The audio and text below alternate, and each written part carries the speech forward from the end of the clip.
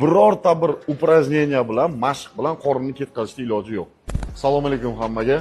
Ana endi ves tashlash vaqtida eng ko'p qilinadigan 3 ta xatoni aytib o'taman. Birinchisi, qalin kiyinib olib yuguraman, shunda vesim ketadi deb o'ylaydi. Eng katta xato. Keyin ovqat yemayman, faqat salat yeyman, vesim ketadi deb o'ylaydi. Ikkinchi xato. Uchinchisi, qornim ketishi uchun press mashqlaridan qilishim kerak deydi. Uchinchi xato.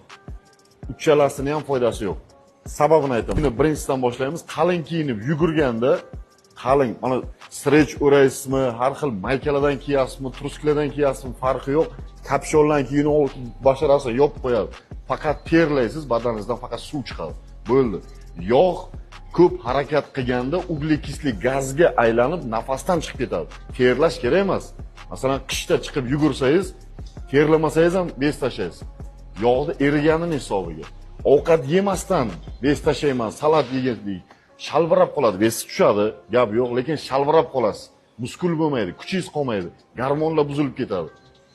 Organizmga uglevod ham, oqsil ham, yog' ham kerak bo'ladi, gormonlar joyida turish uchun, organizm yaxshi ishlashi uchun. Faqat salat yegandan keyin qorinlar osilib qoladi, shalvirab qolasiz. Bu ham katta xato.